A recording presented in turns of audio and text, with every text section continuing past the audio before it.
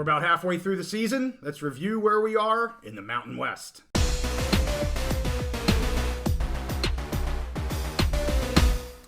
Week 7 is in the books, and we're back on the Big Mountain, where we give you a detailed focus on the Big Ten and the Mountain West. Good to see you again. I'm JY. This is my good friend Steve. We thought we'd do a fairly quick episode here, specific to the Mountain West. I want to go over where I had these teams in our preview episode, kind of where we sit today, about halfway through the season, see who is maybe overachieving, who's underachieving, and who's about where we thought they were going to be. So, Steve, I'm going to start at the bottom and work my way to the top as I had them in the preview. Okay. And then I'm going to let you know if they're about where I thought they were going to be or better or worse. Okay. So, let's start with Hawaii. I had them at 3-10. They do have that extra game because they played in week 0. I had, again, in the preview at 3-10. They currently sit at 2-5. So about right where I thought they were going to be. I do see them improved from last season. I kind of said that in my preview video, but really not enough to tick the win-loss record in any sort of dramatic way. Yeah. So sitting at 2-5, they're about where I thought they would be out there in the Rainbow Warrior land. So let's go to New Mexico next. I had them at 3-9. They're sitting at 2-4. Yeah. Maybe a little surprising sitting at 2-4, but I just don't see them getting many wins in their Mountain West schedule here whatsoever. The over-under for them in terms of wins and losses was 3.5. They're going to be right there at 3 or 4. So, I had them at 3-9. They're sit at 2-4. Again, another team. I think they're right about where I thought they would be. I think they are slightly improved from last year, especially the offense. They're showing that they can score some more points. But just, again, kind of near the bottom of the barrel here. Still terrible. A little better than a little better than terrible. Okay. Yeah. What's better than terrible? Slightly terrible. Oh, yeah. Okay. So then we've got Nevada. I know a team that I think we both wish was on the upswing. I just am not sure that they are yet. Yeah. I had them at 3-9. They currently sit at 0-6, which is a little surprising. I thought they'd at least have a win right now, and they don't. I think they'll still get at least one win out of the Mountain West play, but I don't think I'm going to see them at 3-9 this year. Obviously, they'd have to have a win to get to that 3-win mark, and they don't have it yet. Total rebuilding year. Yeah, and it's a little disappointing because they have played some good games, some fairly maybe closer games than you thought they would. Just, again, not enough to get them into that win category, still taking up those losses. So for right now, I'm going to put them as even, although they might be hedging towards slightly underachieving for me, but I'm going to say for right now, they're about where I thought they were. Next two teams, Colorado State and Utah State. So let's start with Colorado State because in my preview, I had them at 4-8. I had Utah State at 5-7 because I did think Utah State would win the game straight up, which they did just a week or 2 weeks ago. So Colorado State sitting at 4-8. I had them at 4-8. They're sitting at 3-3. Again, that's a wash. It's about where I thought that they have some hard games coming up with the Mountain West. It's about where I thought they'd be. And I see them being right there at that 4-8, maybe 5-7, but I wouldn't say they're overachieving. They're about where I thought they were. Same thing with Utah State. I had them at 5-7. They're at 3-4. I see them right there at that 5-7 mark. So kind of lame here in the beginning. My first 5 teams I'm talking about, they're about where we thought they were, but we're talking about the bottom third. Yeah, so, and I would say both of those teams, Utah State, Colorado State, they're right there kind of in the middle of the pack where some weeks they look awful, and then some weeks they can challenge the teams at the top of the conference. Yep. So like you said, about where you thought they were, but definitely some ups and downs for both of them and some good ups for both of them. Yeah, and honestly, more, I think, ups for Utah State. Yeah. I'm really worried about their defense. I've actually talked about that the past few weeks in our pick videos, and they're actually playing decent enough to keep them in games. Their offense is very strong. They can pass the ball almost as well as just about any team in the Mountain West. So, if you got to score points against Utah State if you're going to win the game. So I like them right there at that 5-7. Maybe they get lucky and they finish 6-6. Yeah. But who knows? So let's get into some movers now. Yeah. So the next team I have, and this was the top of the bottom half in our preview, and it's UNLV. And I mentioned that it could be a bit of a sleeper. A lot of people were mentioning this team as a bit of a sleeper this year. I had them at 6-6. I also had San Jose State at 6-6. So 2 teams here I had right in the middle of the pack. UNLV right now sitting at 5-1 with, I think, a team that could cause some ruckus here in the second half of the season in the Mountain West. We just did our rapid reaction video for Week 7 and kind of mentioned right now, the top dogs are Air Force, Wyoming, and Fresno. Boise's not quite there anymore unless they run the table and they need some teams to fall off. But this UNLV team, if they can pull some upsets, they could surprise some people in the Mountain West. Correct me if I'm wrong. UNLV, I think their only loss this year was to Michigan. Yes, to Michigan. Out of conference, right. Who is your number 1 team in the country. Yes. Number 1 team this last week in our Big Mountain Power rankings. Yes. So if you're only going to have one blemish on your record right. to the best overall team, yeah. They seem like they're the biggest up-and-coming team in the conference. For sure. And, we've been on that quarterback, Maeva. Yeah. And he's still playing, still doing his thing. He looks really strong out there. Well, you remember the first game where he came in, and the coach was like, "Oh, well, you don't lose your job to injury." Right, well, right. All of a sudden that injury is kind of stringing itself out because why are you going to take this guy out? Their offense is super dynamic with him in there. That team looks like one of the best up-and-coming teams in the conference. Yep, real happy to see that. So let's get to San Jose State now. I had them at 6-6, just like UNLV. So we talked about. Let me just say, so UNLV is clearly overachieving. Yes. I probably didn't have to say that, but they're overachieving right now from where I had them. San Jose State clearly underachieving from where I had them. I had them at 6-6. They sit at 2-5. Yeah. And they just have a rough go. I think. I think it's going to be a struggle for them to get to 6-6 here. So again, this is the first team that I have underachieving where I thought they would be. Their offense just hasn't been as dominant as what I thought. I had been taking some overs on that offense early on, and they weren't hitting the overs for that team. So they've shown some glimmers in certain games against USC at the beginning of the season. They scored some points. They've showed some glimmers, but not consistently. Not consistently at all, and they're very streaky. Yes. I mean, you look at them against Boise State; they score all those points in the first half, 27, and then they go to bed. Yep. I mean, that can't happen. If a team can figure you out that easily. Yep. I get a team raises their level, but you can't fall asleep in the second half like that. So just not working right now down there in San Jose State. Let's go to Fresno. I had Fresno at 7-5. I also had Wyoming at 7-5. I did have Wyoming above Fresno because I had Wyoming winning the head-to-head game in the preview or the preseason video that we did. They did win the game.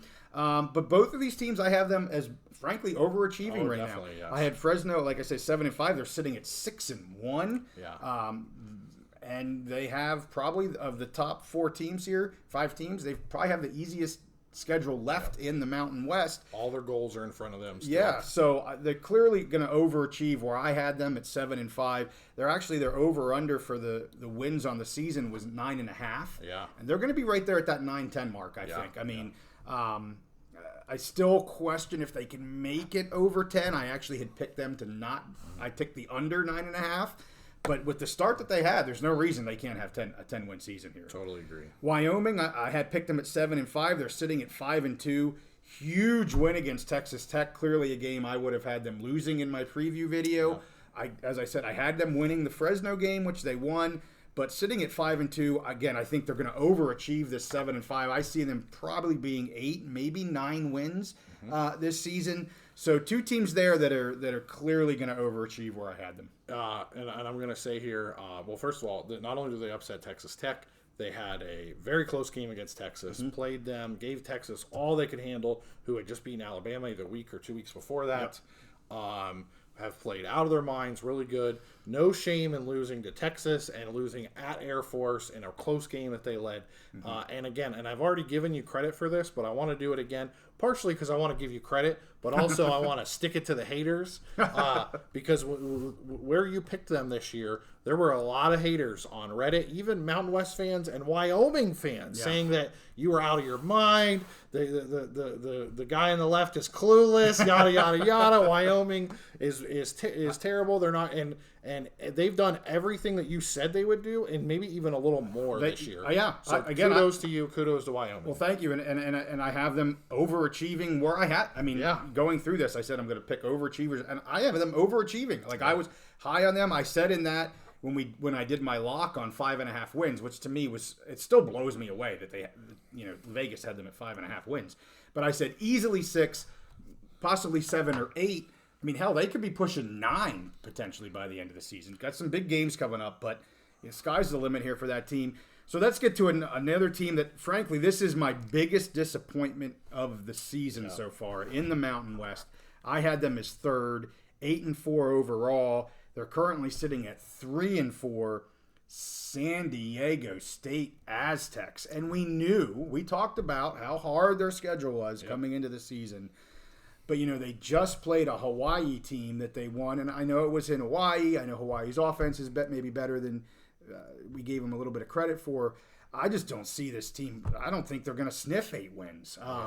They just seem to be struggling. It's just not working for them for whatever reason. The defense is not as strong as what I thought they were going to be. Now, they could turn it around still. That's a win. That's a win they can build on. Yep. Do they really salvage the rest of the season? At this point, I'm going to say they're underachieving 8-4. At the beginning of the season, we identified San Diego State and Wyoming as the 2 teams that had the hardest path through the Mountain West this year.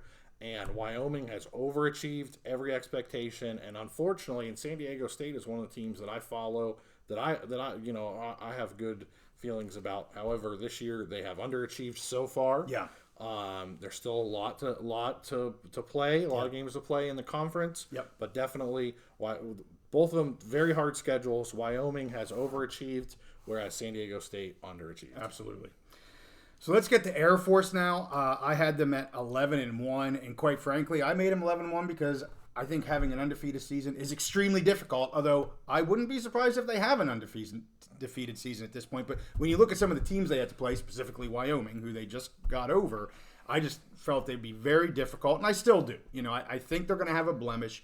As you know, when these academy games get played, crazy things can happen. Yeah. They're coming up. They've got, is it Navy this coming week? I think Navy, and then so you never know what's going to happen with them. But I will tell you, this Air Force team is a force to be reckoned with. Ranked 22nd in the nation right now. I think they most likely will be in the teens here before we know it.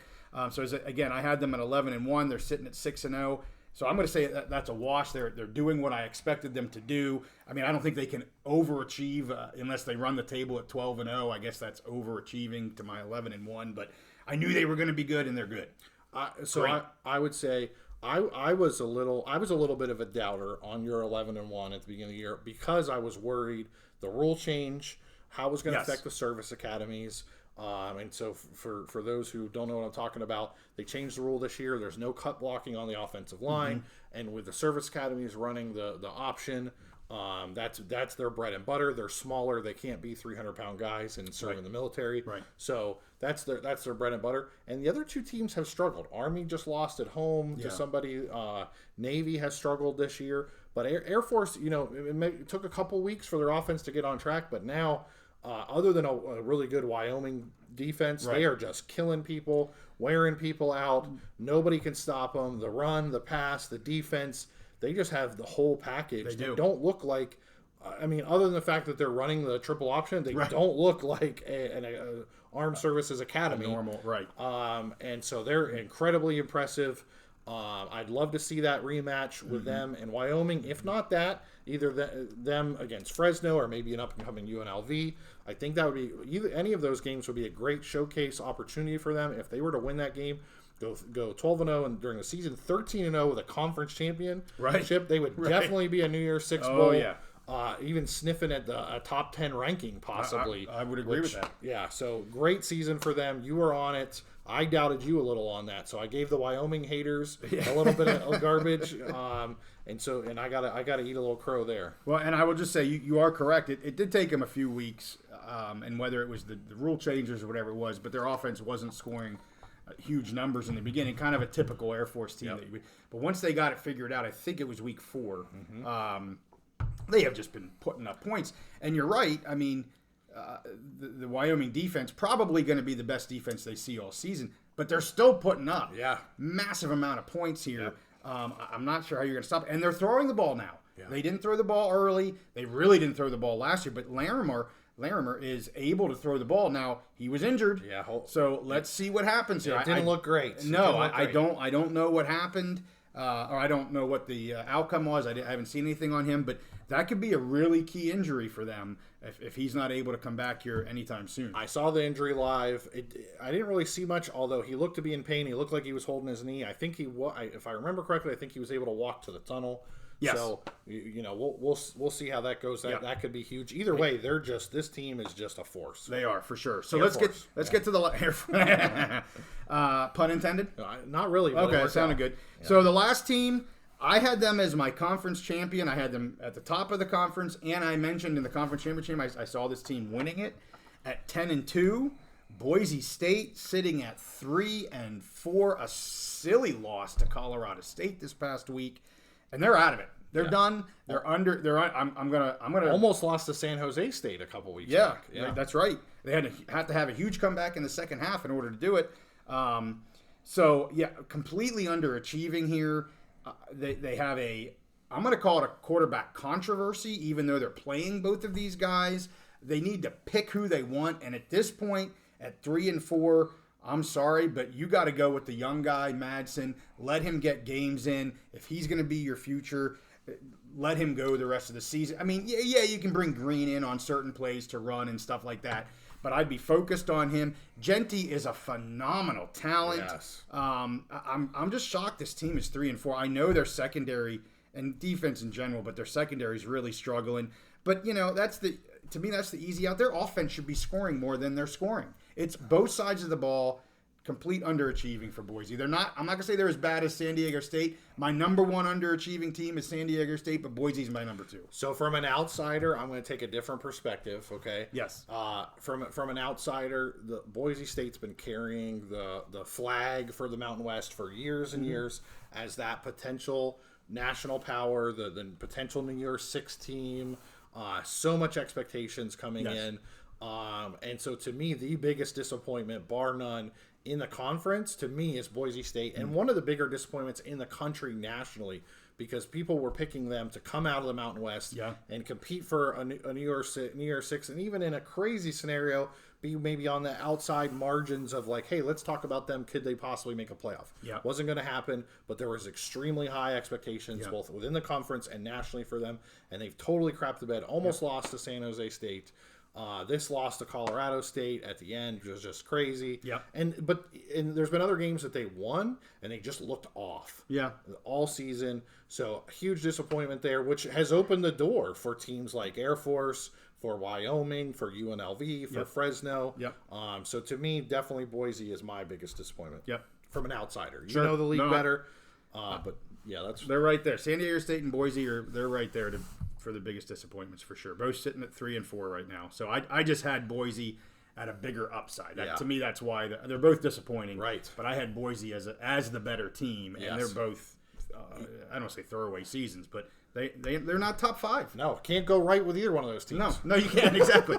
So, hey, anyway, that's where we're at midway through the season. A lot of good stuff yet to come. A lot of great games in the Mountain West. I love Mountain West football. We've had some great games. We're going to have some good games in the second half here. Leave us some comments. Tell us what you think, whether you agree, you disagree, players that we should be watching, teams that we should be watching. Maybe we got something wrong. Let us know what we got wrong. But right now we got Air Force, we've got Wyoming, we've got Fresno, and we got UNLV coming from behind here. I want to hear our top 4 teams. I want to hear from some of those running Rebels fans. We haven't really heard much from the Rebels fans this year. It's been, Fresno and some of those other teams. I want to hear from some UNLV fans about what you think they can do the rest of the year. Awesome. Hey, thanks for tuning in. Check out our picks video. Comes out on Thursday morning, and we'll see you next time on the Big Mountain.